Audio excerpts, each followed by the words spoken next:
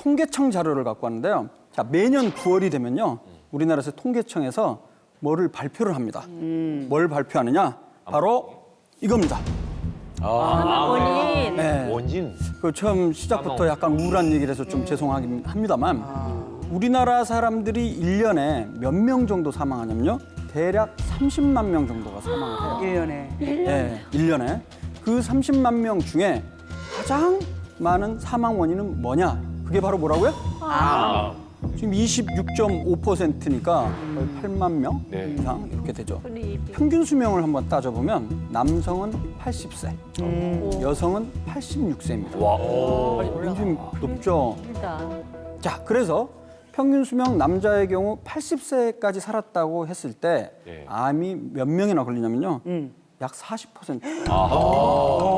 반 정도가. 그리고 이제 여성의 경우는 86세까지 살았다고 했을 때 약 34% 정도가 암이 발생합니다. 남자가 더 많네요.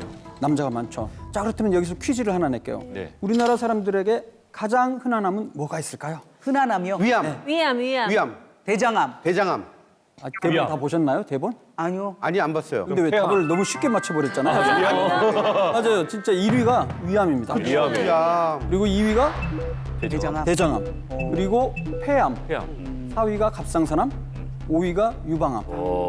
그러면 이제 남녀별로도 좀 궁금하죠. 네. 남자는 뭐가 1위일까요? 남자. 간암. 술 많이 드시니까. 옛날에는 간암이 진짜 많았었죠. 위암. 위암입니다. 그 많이 먹으니까. 잘하시네요. 야. 그리고 요즘 먹는 게 너무 많이 먹어서 본인 얘기하는 거예요. 많이 먹. 그리고 여성의 경우는 1위가 유방암이고요. 2위가 바로 무슨 암일까요?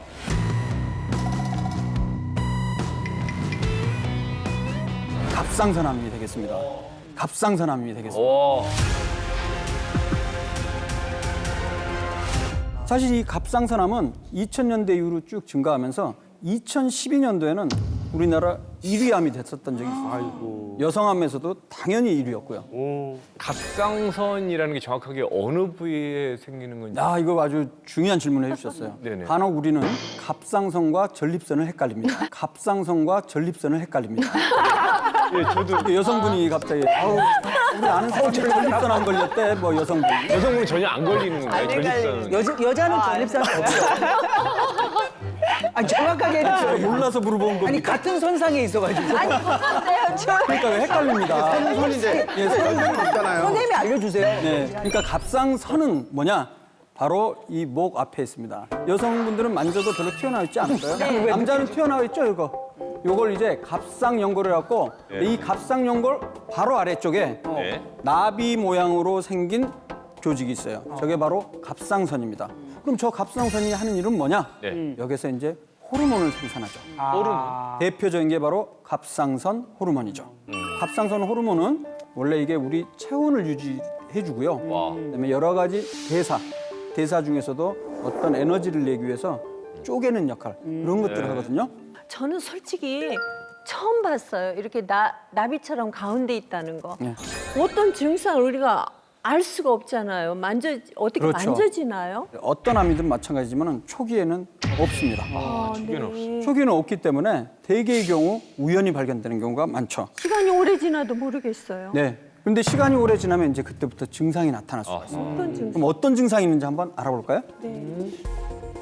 바로 이겁니다. 첫 번째, 결절이 크거나 갑자기 커진 경우 암을 의심할 수 있습니다.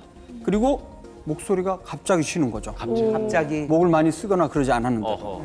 그리고 음식을 삼키기가 어려울 수도 있습니다. 그거는 이 갑상선암이 좀 더 뒤쪽으로 식도 쪽까지 침범을 하면 그럴 수가 있겠죠. 네네. 그다음에 숨도 찰 수가 있고요. 그리고 목 부위가 딱딱하게 이 혹이 만져지는 경우. 그래서 이 5가지 혹시 증상이 있다면 반드시 이비인후과를 방문하셔서 확인 진료를 받는 것이 필요합니다. 그때 무슨 검사를 하냐? 바로 미세침 흡인 세포 검사라는 걸 해요. 간은 바늘이란 뜻이에요. 그걸 집어넣어요. 한마디로 하면 주사기예요, 그냥. 여기 보시죠, 그림. 주사기, 미세침. 그걸로 흡인이니까 뭐예요? 빨아들이는 거. 네. 뭐를? 세포를 빨아들이는 거예요. 자, 여기 보시는 대로 왼쪽 화살표 되어 있는 부분 있죠? 네. 저게 바로 병변, 암이 의심되는 부분이에요. 왜냐하면 위아래로 길쭉하게 약간 어두워 보이죠? 네네. 타원형으로 약간 어두워 보이죠? 그래서 이런 경우에는 이제 주사기를 이용을 해서 네. 세포를 떼내갖고 어떻게 하면 됩니까? 검사. 현미경으로 이제 병리과 의사가 보면서 암세포가 있나 없나 확인하면 확진이 되는 거죠. 아하. 네, 그래서 이 갑상선 암이 의심되는 경우는 대개의 경우는 수술이 가장 대표적인 치료 방법입니다. 아, 수술. 수술을 하면 오른쪽에 생겼으면 오른쪽 갑상선 옆을 떼내면 됩니다. 갑상선 절제술을 하면 되는 거죠. 근데 양쪽으로 퍼지거나 침범한 게 많으면 갑상선 전체를 절제술을 하게 되죠. 그러면 그 다음에는 어떻게 해야 됩니까? 호르몬 조절 이런 것도 안 그다음에 되고. 아, 그렇죠. 중요한 부분이 바로 그거죠. 수술만 한다고 끝나는 게 아니고 이게 다 없앤 분들 같은 경우는 어떻게 됩니까? 갑상선 호르몬이 안 나오면 병이 생길 거 아니에요. 갑상선 네. 저하증이 생길 거 아니에요. 네. 그래서 갑상선 호르몬을 평생 복용해야 됩니다. 그래서 약을 네. 드시는구나. 그래서 평생 갑상선 호르몬을 먹는 거고요. 아, 이거 사실 굉장히 제 개인적인 경험을 알려드리는 건데 네. 이 방송에서 처음 제가 공개하는 거예요. 뭔데요? 사실 저는 갑상선 반쪽을 수술했어요. 맞아요. 없어요? 여기가 없어요, 반쪽이. 왜냐면 20년 전에 제가 전문의 따기 전에 레지던트 때 저도 모르게 만졌는데 동그랗게 결절이 만져지는 거예요. 다행히도 네, 그 안에 나쁜 세포는 없었고 암 직전 단계라 반만 자르고요. 반이 남아있기 때문에 갑상선 호르몬 약도 안 먹고 20년 전에 32세인데 제가 52세인데 지금까지 건강하게. 그 대신 저는 이제 제가 1년마다 계속 갑상선 호르몬 검사를 하는데 너무 정상적으로 잘 나오고 있습니다. 선생님, 이 갑상선 암이 예방법이 있겠죠? 네. 없습니다. 예? 없습니다. 예? 예방법이 없어요? 원인 자체가 방사선 노출 이외에는 특별히 밝혀진 게 없기 때문에 예방하는 특별한 방법도 사실 특별한 게 없는 상황입니다. 그럼 저희가 아까 봤던 그 5가지의 증상이 나올 때 그때 가서 그렇죠. 검사를 하면 되는 거다.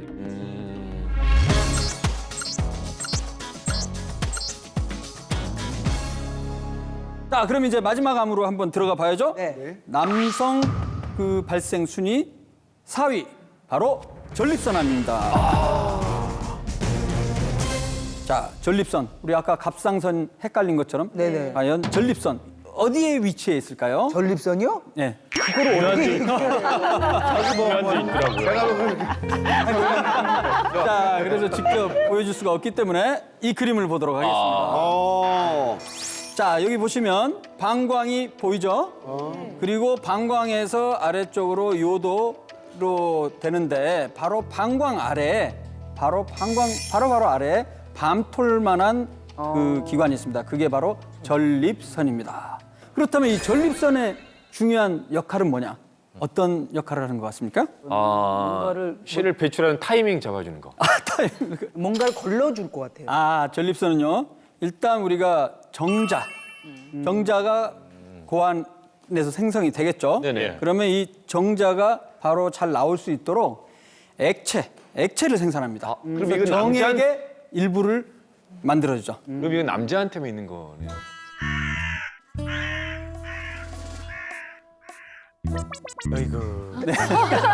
한 2초 정도 정막이 치국이 있다고 얘기도 못하고 본 적이 없는데. 그래서 정확한 증상이 딱 있는 건가요? 이것도 사실은 일반적으로는 증상이 초기에는 없습니다.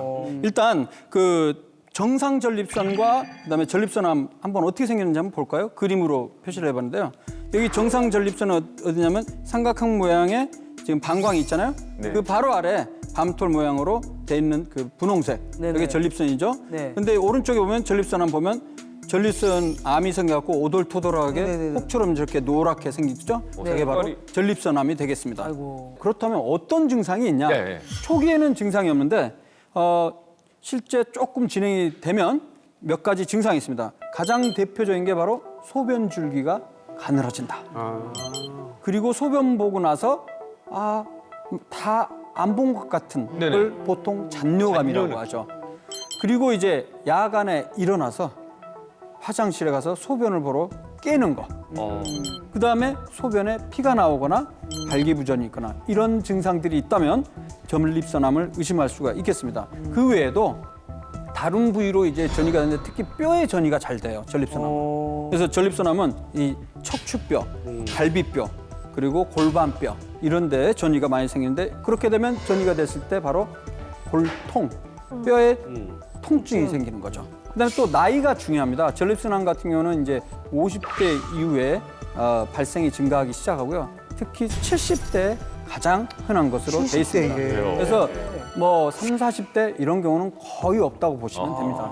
50대 이후부터는 그러니까 여기 계신 몇 분이 좀 해당되는 것 같은데 50대 이후가 좀 아니 다예요. 지금 남자는 사실 다인데 네. 자, 마지막으로 여기 이제 네. 계신 분들에게 또 시청자 여러분들께 뭐 당부의 말씀 좀 네, 부탁드립니다. 오늘 제가 이제 가장 중요한 여러 가지 암들 중에서도 최근에 가장 그 수가 증가하는 대표적인 암 이야기 들었는데요.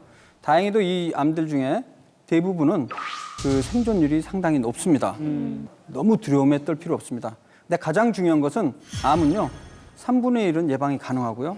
3분의 1은 조기 진단을 통해서 완치가 가능하고 나머지 3분의 1은 또 완화할 수 있으니까 너무 암에 대해서 두려워하지 마시고 올바른 생활 습관과 그다음에 정기적인 조기 검진으로 암으로부터 해방이 되었으면 좋겠습니다. 감사합니다.